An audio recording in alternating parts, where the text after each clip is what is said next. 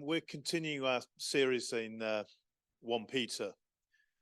If I asked you to describe the church, or more specifically the people of God, what would you say? How would you describe us? What picture or image would you give? If you were to say the people of God are like, how would you complete that sentence?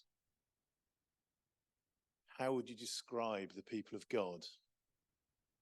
I'm not going to answer that now. Hopefully, as we go through this passage, we will do. But I'd like you to think about it. This morning, we're looking at 1 Peter. And Peter gives us 3 images of the people of God in this wonderful passage. We're going to look briefly at them. There's a lot in this passage we could focus on. We can only really just touch the surface. There's a lot in this passage. And he talks firstly about living stones. And each of these pictures encourage us by saying that in Christ we have a new identity that grants us a status, a privileged status in the kingdom of God. So as we look to the passage, we read, "As you come to him, the living stone, rejected by humans, but chosen by God and precious in him, you also, like living stones, are being built into a spiritual house to be holy, to be a holy priesthood, offering spiritual sacrifices acceptable to God through Jesus Christ. For in Scripture it says, 'See, I lay a stone in Zion, a chosen and precious cornerstone, and the one who trusts in him will never be put to shame.'" I don't know if you've ever had building work done, or have been involved in building work.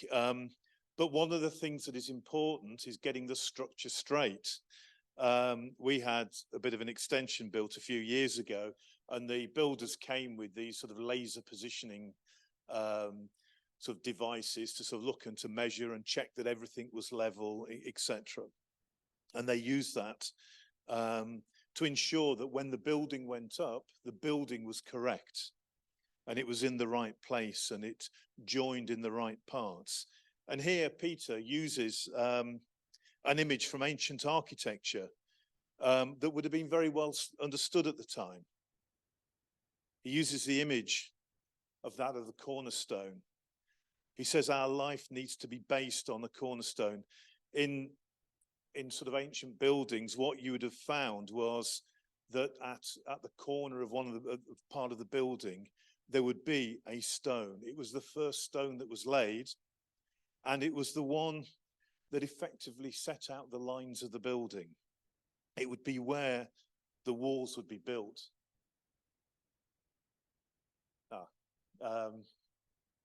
It's just crashed. Right, okay. So it was so at that point, normally at the corner, there would be a large stone, and the builders would take that and they would use it as a starting point from which they would build out the rest of the building. It was normally larger than all the other stones. It was the one that was placed there first. It marked out how the building was going to be set out in terms of making sure it was level and true. Other stones were built out from it, so they were built on the cornerstone. And as you built out, you knew that you were in line, that you were staying true to the cornerstone, that you were aligned and positioned appropriately as the building was constructed. And if the cornerstone wasn't cut at right angles, when the walls went up, they would not be at right angles.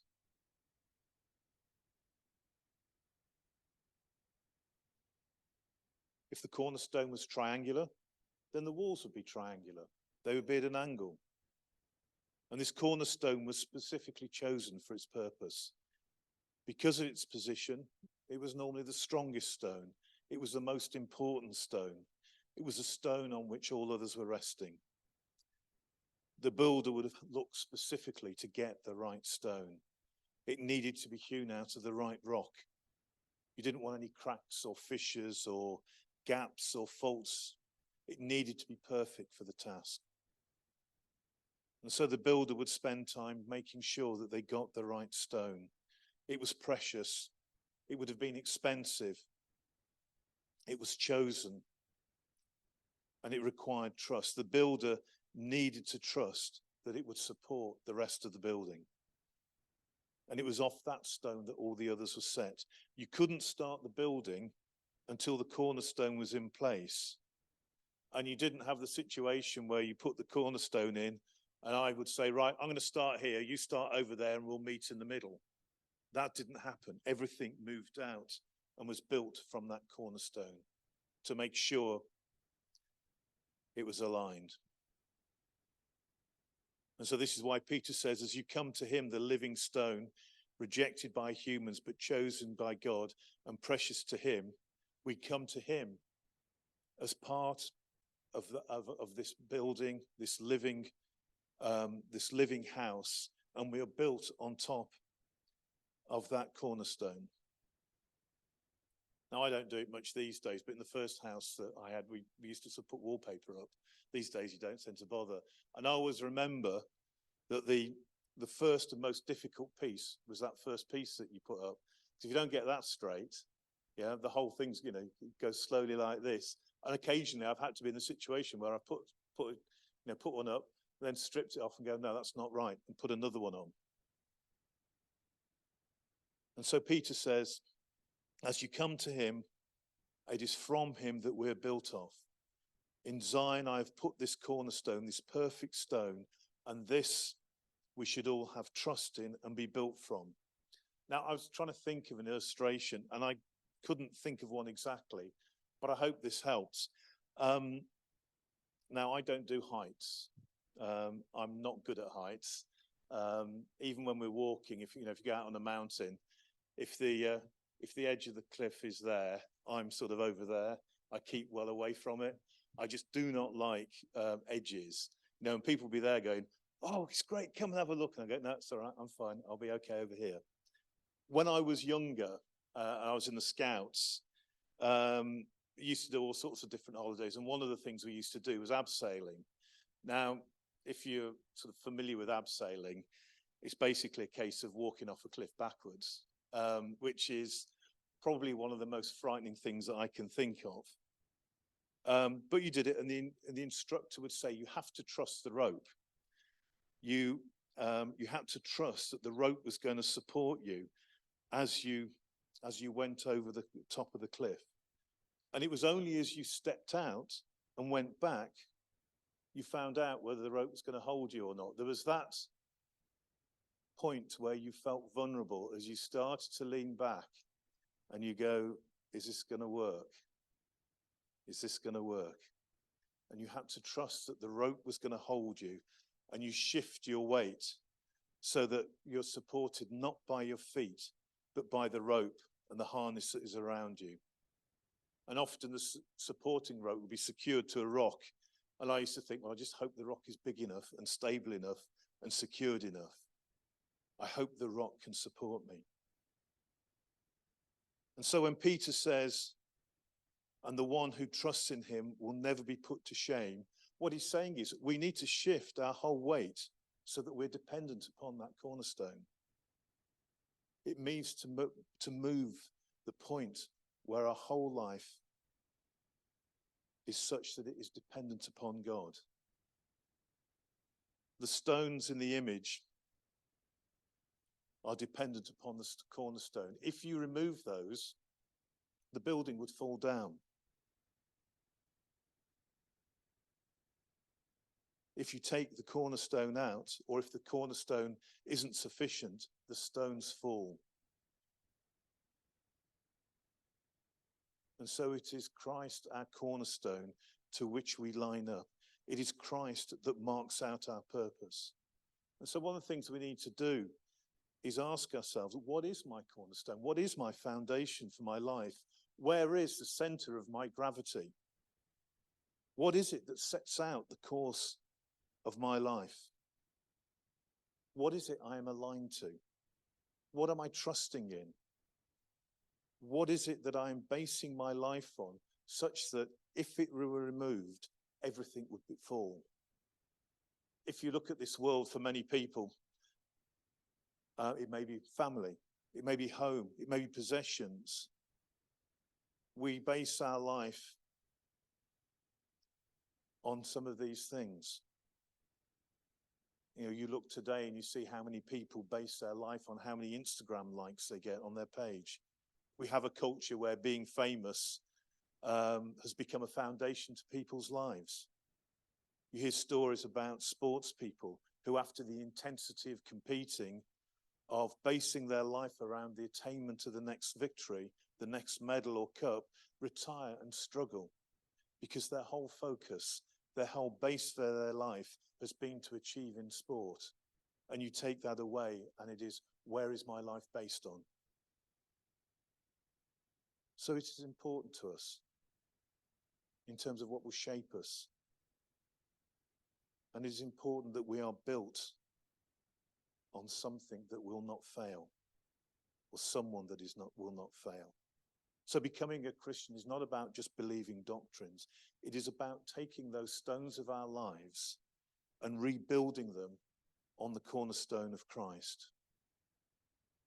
So to trust in him, as Peter says, is to build off Christ. He becomes our cornerstone, and in so doing, we gain stability, we gain shape, and that can only be found in him. So how do we know what our cornerstone is?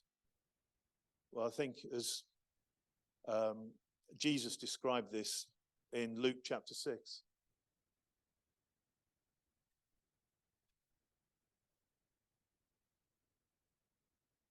He said, "Why do you call me Lord, Lord, and do not do what I say? As for everyone who comes to me and hears my words and puts them into practice, I will show you what they are like. They are like a man building a house who dug down deep and laid a foundation on rock. When a flood came and a torrent struck that house, but no one could shake it because it was well built. But the one who hears my words and does not put them into practice is like a man who built a house on the ground without a foundation. The moment the torrent struck that house, it collapsed and its destruction was complete."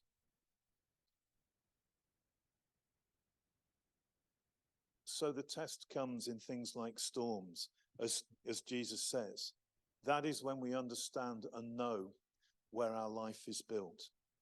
And to believe in Jesus is to base our whole life on him, so that when those storms come, our trust in God does not fail, our trust in Christ does not fail. And so the first principle is we need to build our life off Christ. The second principle is that we are built together. If you notice the plurals at the start, Peter says, living stones are being built into a spiritual house. This is a corporate building. We together are being built into a house or a temple. And it's together we display the purpose of God. The spiritual house is not one stone. It's not just a brick. Whilst I am a stone and important, I am just a part of that. And it is for me to make sure that I am aligned to Christ. But one stone doesn't make a building. The building is made by aligning all these stones to the cornerstone, so that we are being built together. We display God's beauty and purpose. We demonstrate the power of God as he fashions us into his house, and we reveal the image of God in this world. We're being built together. And if we're not part of the building, we're rubble, for want of a better word. I keep on finding old bricks in my garden. The bricks, I can only assume, were part of something at one point. They were part of a building, but now they are cast off and you can't tell what they are. They're just a solitary brick. And as stones, we're based and aligned on the cornerstone. And as we are built together, that structure becomes clear and apparent. And it is together that we demonstrate the power and the purpose of God. It is a place for everyone. It is a place for everyone where we are aligned to Christ, and that out of that, we demonstrate God's power. And if you take a brick out, the wall is weakened. Again, I know when, I've had building works done and, they've had to take some bricks out of the wall. They come and they'll put in something to sort of keep it stable. And it's true of us as a church and a community. If a brick is taken out, the community is weakened. Every brick has a part. Every stone has a place to play. Every stone has a purpose as it's fashioned and aligned to the cornerstone. As we said, the building reflects the cornerstone. And so does this building reflect Christ. When we gather in his house, do people see a building aligned to Christ, with Christ as its foundation? The third principle is that this is a place where God dwells. Peter talks of a spiritual house. In the Old Testament, we see the temple served as God's house, the temple served as God's house, and it was the Holy of Holies. It was the place of God's presence. It was where the Ark of the Covenant rested, and it was where God dwelled. In the Psalms, we read of people of God making their way to the temple. David declares, "The Lord is in the holy temple. The Lord is on his heavenly throne." And he says, "From his temple he heard my voice. One thing I ask of the Lord, this only do I seek, that I may dwell in the house of the Lord all the days of my life, to gaze on the beauty of the Lord and to seek him in his temple." I see you now. I have seen you in the sanctuary, and behold your power and glory. So the temple was a dwelling place of God. And Peter takes this picture and uses it to describe the people of God. In the Old Testament, the people of Israel looked to a physical building, a temple built out of stones, where very few people could access the Holy of Holies, where God was, was there. But the problem is that temple was destroyed. In Isaiah, when he is talking about the remnant of the people of God that have been exiled and the temple that has been destroyed, he says in chapter 28, "See, I lay a stone in Zion, a tested stone, a precious cornerstone for a sure foundation. The one who relies on it will never be stricken with panic."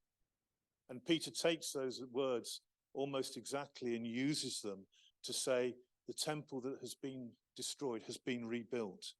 Hundreds of years before the birth of Christ, Isaiah looks forward to a different temple built on a different foundation, which is the cornerstone of Christ. In John, Jesus specifically talks about that. When we read this, it says, "The Jews then responded to him, 'What sign can you show us to prove your authority to do all of this?'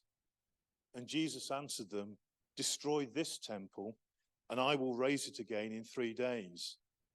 And they replied, 'It's taken 46 years to build this temple. How are you going to raise it in 3 days?' And he was going to do that because it was not a physical temple. It was a spiritual temple built on the life of Christ, his death and his resurrection. And it was that, and in that way, that the temple had been rebuilt. So it's not about cold stones physically placed into a structure. It's not about a single place. The temple is now living and breathing. And the dwelling place of God is no longer bricks and mortar, but the people of God. It is God dwelling in us. The new temple are the people of God, and Jesus is that cornerstone, and we're all part of that building. Jesus looked forward to what he was doing on the cross at that point and said, "Through his death and resurrection, I will establish a new building, one of living stones."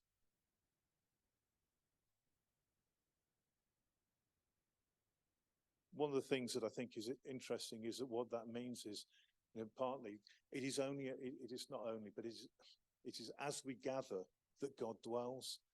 I'm just going off slightly here, but Jesus says, "When 2 or 3 of you are gathered and pray, I am there." And I think, one of the things I want to say is, it is the importance of gathering together in terms of God's dwelling, God's power, God's purpose. It is, I don't know about you, but for me, most often, the times that have been significant is when I've heard God in the midst of the assembly, because that is when the power of God's Spirit is there, and you hear God, and you know God, and he speaks to you. And I think it is something that is so important, that as we gather together, we hear God's voice. We all fit together individually and uniquely, but there is a great promise that God is in the midst of his people. As we gather corporately, we have a sense of God's presence in a way that we do not get when we listen to a sermon online or we download something. It is different because we know and we sense the Spirit of God. I've spent longer on this image, but there are two others very briefly that Peter speaks of. The first is of a royal priesthood, and then thirdly, a holy nation. Having talked about a living temple, Peter goes on to say, but we are a chosen people and a royal priesthood. And the purpose of the priest was several. He was granted access to God's presence. We have been granted access to God's presence through his death and through his resurrection. The priest was there to reflect God and to demonstrate his love. We as the people of God have been brought into this temple, into this purpose, into this building to reflect and demonstrate God's love. The purpose of the priest was to be God's voice and to speak his message. And if we look today, that is something that is so needy in this world. As we look at this world, that we as a people of God are prepared to speak God's message. And as a holy nation, the picture was that of a people set apart from God, for God, called to be different, chosen to be a counterculture, to demonstrate a different life. When we read this passage, Peter almost sort of quotes directly again from Exodus 19, when Moses had gone up the mountain and met at Sinai and met with God. It says the following: then Moses went up to God, and the Lord called to him from the mountain and said, this is what you are to say to the descendants of Jacob, and what you are to tell the people of Israel. You yourselves have seen what I did in Egypt, how I carried you on eagle's wings and brought you to myself. Now, if you obey me fully and keep my covenant, then out of all nations you will be my treasured possession. Although the whole earth is mine, you will be a kingdom of priests and a holy nation. These are the words you are to speak to the Israelites. So Peter looks back to that promise that God gave them when he spoke to Moses.